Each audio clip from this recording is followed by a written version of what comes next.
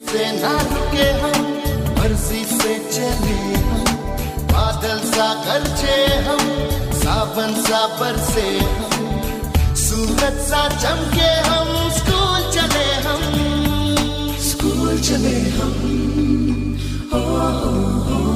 से ना रुके। નમસ્કાર વિદ્યાર્થી મિત્રો, હું પિયુષ દવે શ્રી સનફ્લાવર વિદ્યાલય ખોડિયારમાં આપનું હાર્દિક સ્વાગત કરું છું. વિદ્યાર્થી મિત્રો, આજે આપણે ધોરણ 12ની અંદર યુનિટ 3ની અંદર જે રીડ 1 છે, મેનેજ યોર સ્ટ્રેસ, કે તમે તણાવને કઈ રીતે કંટ્રોલમાં રાખી શકો અને તમે તમારી બોડીને કઈ રીતે સ્ટ્રોંગ કરી શકો. કારણ કે ઓબ્વિયસલી એ તો સત્યતા છે કે જેટલું તમારું માઇન્ડ સ્ટ્રોંગ હશે એટલું ફિઝિકલી બોડી સ્ટ્રોંગ રહેવાનું છે.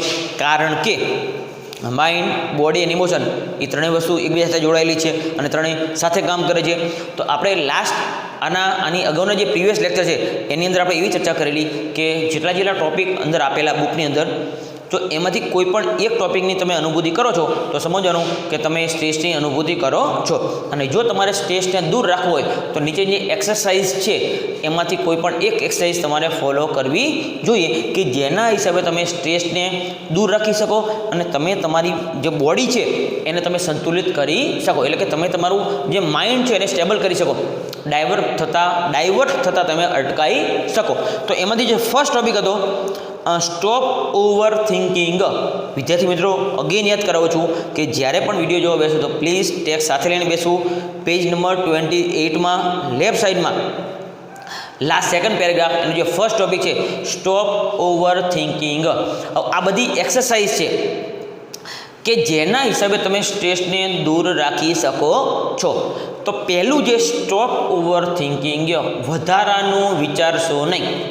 જે મેં તમને આની અગાઉના લેક્ચરમાં મેં તમને એક એક્ઝામ્પલ આપેલું કે જ્યારે તમે કોઈ વિદ્યાર્થી ક્લાસરૂમની અંદર એન્ટર થાય છે તો એ ઓવર થિંકિંગ કરે છે કે મેં જે તૈયાર કરેલું છે એ આવડશે કે નહીં, હું લખી શકીશ કે નહીં, અથવા મેં જે તૈયાર કરેલું છે એ પ્રશ્ન પૂછાશે કે નહીં, બહારના પૂછાશે તો શું. આવું જે ઓવર થિંકિંગ, વધારાનું વિચારે છે, એટલા હિસાબે માણસ સ્ટ્રેસની અનુભૂતિ કરે છે. તો એ એક્ઝામ્પલ મેં તમને બેસ્ટ અને સારી રીતે સમજાવ્યું હતું કે જેટલું છે એટલું જ વિચારો, વધારાનું ક્યારેય વિચારશો નહીં, ઓવર ન વિચારશો એમ. તો જોઈએ આપણે એમાં when task and pressure start building up. જ્યારે કોઈ પણ કાર્ય, ટાસ્ક એટલે કાર્ય, એન્ડ પ્રેશર કોઈ પણ કાર્ય અથવા કાર્ય કરવાનું દબાણ તમારામાં જ્યારે વધી જાય છે, કોઈ પણ કાર્ય પૂરું કરવાનો જ્યારે સમય જતો રહે છે અને જ્યારે તમારે કમ્પલસરી પૂરું કરવાનો સમય આવે છે ત્યારે the mind can sometimes go into the over thinking. તો એટ ધેટ ટાઈમ એ સમયે તમારું જે મગજ છે એ ઓવર થિંકિંગમાં જતું રહે છે. શા માટે? કાર્ય પૂરું થયું નથી. તમારું એક એક્ઝામ્પલ આપું. માનો કે કોઈ સબ્જેક્ટ ટીચરે તમને હોમવર્ક આપેલું છે અથવા પ્રિપેર કરવા ક્વેશ્ચન આન્સર આપેલા છે અથવા સૂત્ર આપેલા છે અને તમે ભૂલી ગયા છો અને ક્લાસરૂમમાં સ્કૂલે આવી ગયા છો અને સ્કૂલે આવી ગયા પછી યાદ આવે છે કે આ સર આજે આપણે ઓરલ ટેસ્ટ લેવાના છે, મીન્સ મૌખિક પૂછવાના છે, નહીં આવડે તો લખવા આપશે અથવા જે કંઈ પનિશમેન્ટ કરશે, તો ત્યારે તમારું માઇન્ડ ઓવર થિંકિંગમાં જતું રહે છે. હવે શું થશે? જે સેન્સિટિવ સ્ટુડન્ટ છે એ તો શું કહે છે, when task and pressure start building up. જ્યારે તમારા માઇન્ડને કોઈ કાર્ય અથવા કાર્ય પૂરું કરવાનું જે પ્રેશર જ્યારે વધે છે ત્યારે તમારું મગજ, the mind can sometimes go into the over thinking. તો એટ ધેટ ટાઈમ તમારું મગજ વધુ વિચારવાનું શરૂ કરી દે છે.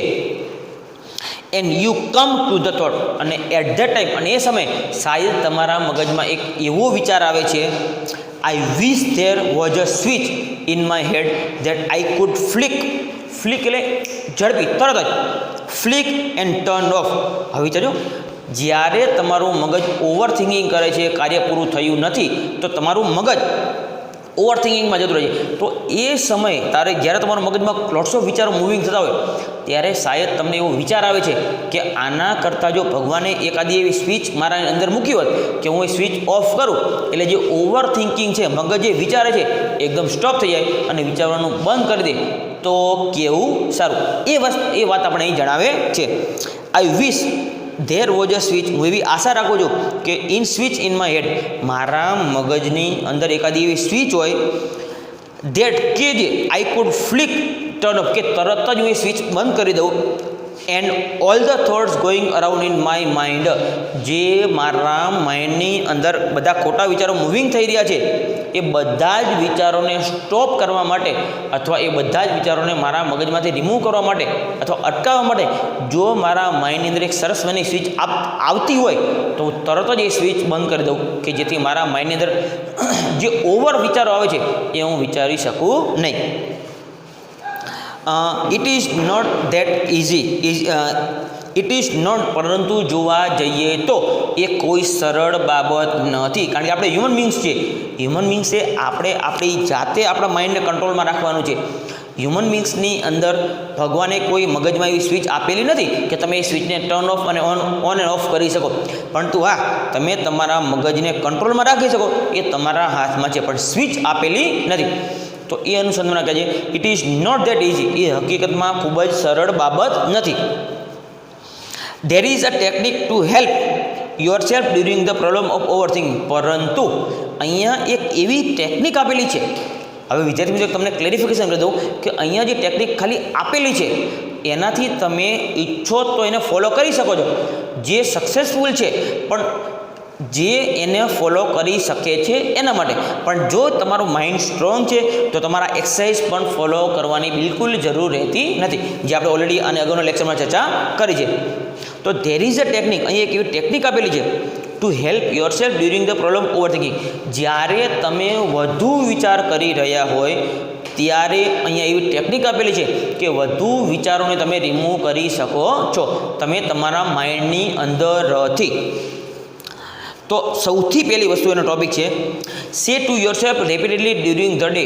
સે ટુ યોરસેલ્ફ, તમે તમારી જાતને એક વસ્તુ રેપિડલી વારે ઘડીએ કહો ડ્યુરિંગ ધ ડે. નીચે જે સ્લોગન આપેલું છે એ સ્લોગન તમારે તમારી જાતને વારે ઘડીએ કહેવાનું છે. આપણા જે doctor APJ Abdul Kalam great scientist થઈ ગયા, એમને ઘણા બધા અને સારા સારા વિચારો કીધા છે. એમાંનું એક હું તમને સ્લોગન કહું, એમણે એક એ સરસ મની વાત કીધી છે કે ક્યારે આપણે આપણી જાતને નીચી અથવા નકામી ક્યારે ગણવી નહીં. I am the best, I can do everything in the world. હું બેસ્ટ છું અને હું આ દુનિયામાં બધું જ કાર્ય કરી શકું છું. આ વસ્તુ તમે તમારા મગજને સ્વીકારી દો. તમે તમારી જાતને દરરોજ કહો આઈ એમ ધ બેસ્ટ, હું બેસ્ટ છું અને હું કંઈ પણ કેન શબ્દ યુઝ કર્યો છે, તમે સક્ષમ છો. હું જ બેસ્ટ છું એ અર્થમાં નથી કીધું. આઈ એમ ધ બેસ્ટ, હું બેસ્ટ છું અને હું એટલો કેપેબલ છું, બધું જ કાર્ય કરી શકું છું. એ વસ્તુ તમે તમારા મગજને કહો. ડૉક્ટર એપીજે અબ્દુલ કલામે આવું કીધેલું, તો એના અનુસંધાનમાં જ અહીં કીધું છે say to yourself rapidly during the day. આખા દિવસ દરમિયાન તમે તમારી જાતને નીચે જે સ્લોગન આપેલું છે એ સ્લોગન વારે ઘડીએ કહો કે જેને છે તમારું માઇન્ડ સ્ટ્રોંગ થશે. કયું સ્લોગન હતું? છે સ્લોગન બહુ સરસ અને સમજે જેવું. I have no expectation. સૌથી મસ્ત વસ્તુ, આઈ હેવ નો એક્સપેક્ટેશન. મારે બીજા કોઈની અપેક્ષા રાખવાની નથી. કોઈ વ્યક્તિની, કોઈ વસ્તુની, કશાયની મારે અપેક્ષા રાખવી નથી. And I deal with what ever happens when it happens. સમજો, આઈ હેવ નો એક્સપેક્ટેશન, મારે બીજા કોઈની આશા નથી રાખવાની. And I will deal whatever happens, જે પણ કંઈ ઘટના ઘટશે, વેન ઇટ હેપન, અને જ્યારે પણ ઘટશે એ ઘટનાની સામે હું લડી લઈશ. ડીલ, એનો હું સામનો કરીશ. એટલે કે એનું મારી જે સ્ટ્રેન્થ છે, મેન્ટલ સ્ટ્રેસ, એના સાથે લડવાનો પ્રયત્ન કરીશ. આઈ હેવ નો એક્સપેક્ટેશન, હું કોઈ વધુ સારી આશા કોઈ વ્યક્તિ પાસે, વસ્તુ પાસે રાખીશ નહીં. અને મારી લાઈફમાં જ્યારે પણ જે કંઈ ઘટના ઘટશે એની સામે હું સરળતાથી લડી લઈશ. અહીંયા લડી લેવાનો મતલબ તલવારથી લડવાનો નથી, મેન્ટલી એને તમારે ફેસ કરવાનો છે. તો શું કહે છે કે મારે કોઈ વ્યક્તિની જરૂર નહીં પડે, હું એટલો કેપેબલ છું. જ્યારે પણ જે પણ ઘટના ઘટશે એનો સામનો હું સરળતાથી કરી લઈશ. આ વસ્તુ તમારે તમારી જાતને કહેવાની છે કે જેના હિસાબે તમારો જે આત્મવિશ્વાસ છે, સેલ્ફ કોન્ફિડન્ટ, એ બિલ્ડઅપ થશે. When you think about a stressful day. હવે એક એક્ઝામ્પલ આપેલું તમે વિચારજો. When you think about a stressful day that lies in front of you.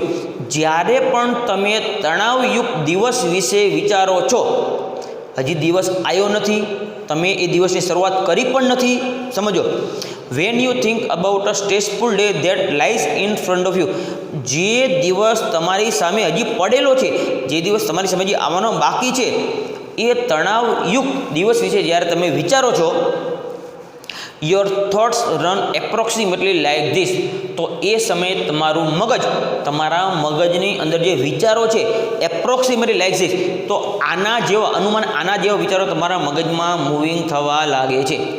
હજી વિદ્યાર્થી સમજો, તણાવયુક્ત દિવસની શરૂઆત થઈ નથી, પણ હજી શરૂ થવાની બાકી છે. એટલે ઉદાહરણ તરીકે તમારી એક્ઝામ આવી નથી, હજી એક્ઝામ 10 તારીખે સ્ટાર્ટ થાય છે, તો હજી તો 2 મહિનાની વાર છે ને અત્યારથી તમે વિચારતા હોય કે 10 તારીખે મારું પહેલું પેપર એકાઉન્ટનું છે, એમાં હું શું લખીશ. હવે 10 તારીખે તમે અત્યારે ચર્ચા કરો છો, તો તમારા માઇન્ડમાં 10 તારીખના જે વિચારો છે બધા જ મૂવિંગ થવા લાગશે. હજી તો 10 તારીખે 2 મહિનાની વાર છે, તો એડવાન્સમાં ક્યારેય વિચારવું નહીં. તો જો તમે તણાવયુક્ત દિવસ, એટલે કે તમે વિચારો ઓહો એ દિવસે મને નહીં આવડે તો હું શું કરીશ, એ વસ્તુ વિશે વિચારો છો, તો તમારા માઇન્ડમાં આવા બધા વિચારો આવશે. શું આવશે? Oh God, I have so much to do, મારે હજી ઘણું બધું કાર્ય કરવાનું છે. સમજો, ઘણું બધું કાર્ય કરવાનું બાકી, એટલે 10 તારીખે એક્ઝામ સ્ટાર્ટ થાય છે, 2 મહિનાની વાર છે, તો ત્યારથી તમે વિચારશો ઓહો 2 મહિના બાકી છે, તો એકાઉન્ટમાં, સ્ટેટમાં, ઇંગ્લિશમાં, ગુજરાતીમાં, જિયોગ્રાફીમાં, આ બધામાં મારે હજી ઘણું બધું તૈયાર કરવાનું બાકી છે. હકીકતમાં એક્ઝામ ક્યારે છે? 2 મહિના પછી. I must do X Y and Z, અહીં તમને ખાલી એક્ઝામ્પલ આપેલા એક્સ વાય, એટલે કે મારે હજી અકાઉન્ટ તૈયાર કરવાનું બાકી છે, ઇંગ્લિશ તૈયાર કરવાનું બાકી છે, જિયોગ્રાફી તૈયાર કરવાનું બાકી છે, એન્ડ આફ્ટર ધેટ, અને એ પૂરું થઈ જાય પછી પાછો બીજો વિષય તો બાકી જ છે. આવું તમે ક્યારે વિચારો છો? હજી તો એક્ઝામ લોટ્સ ઓફ દિવસની વાર છે, પણ બિફોર તમે આવું વિચારો છો. That A and B needs to get started out as well, ત્યાર પછી તમે એ અને બી, તમારે એ અને બી શરૂ કરવાની, A and B needs to be sorted, A અને બી તમારે સોર્ટ આઉટ કરવાની જરૂર છે. જ્યારે તમે એ અને બી કમ્પ્લીટલી પૂરું કરી લો છો, I don't know how I am going to do it all, તો તમે વિચારજો કે એ અને બી હું ક્યારે પૂરું કરીશ અને કેવી રીતે પૂરું કરીશ. પોઈન્ટ શું છે કે હજી તો સ્ટાર્ટ થવાની બાકી, તો અત્યારે તમે મેન્ટલી ધીમે ધીમે ટાયર્ડ થવા લાગો છો, અગાઉનું વિચાર કરો છો ત્યારથી. I want even have time to it, તો આ બધું હું તૈયાર કરીશ, એ અને બી સોર્ટ આઉટ કરીશ, તો આ બધું સોર્ટ આઉટ કરવામાં મારી પાસે બિલકુલ જમવાનો પણ સમય રહેશે નહીં. હવે તમે વિચારો, તમે બેઠા છો ક્યાં? ઘરે. વિચારો છો કેવું? 2 મહિના પછીનું. વિચારો કયા છે? 2 મહિના પછી જે એક્ઝામ આવે છે એના અનુસંધાનમાં. તો અત્યારે જે દિવસે તમે વિચારો છો એ દિવસે તમે મેન્ટલી ખૂબ જ થાકી જાઓ છો, જે વસ્તુ વ્યાજબી નથી. બેઝિકલી પાયાની દ્રષ્ટિએ જોવા જઈએ તો the day hasn't even started you, હકીકતમાં જોવા જઈએ તો દિવસની હજી શરૂઆત પણ થઈ હોતી નથી.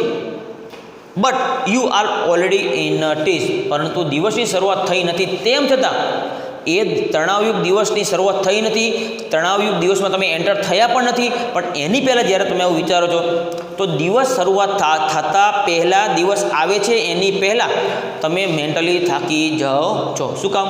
કારણ કે તમે એડવાન્સનું વિચારેલું છે, માટે વિચારવું જરૂરી છે, પ્લાનિંગ જરૂરી છે, પણ તમે બધું જ એક જ દિવસે વિચારી લો છો, બધું તમે માઇન્ડમાં ફિટ કરી લો છો, તો હજી તો એ દિવસ શરૂઆત થતી નથી, એની પહેલાં તમે થાકી જાઓ છો. What is happening is that your mind is racing ahead of you. What is happening, જે કંઈ ઘટના ઘટવાની છે, what is happening is that your mind is racing ahead of you.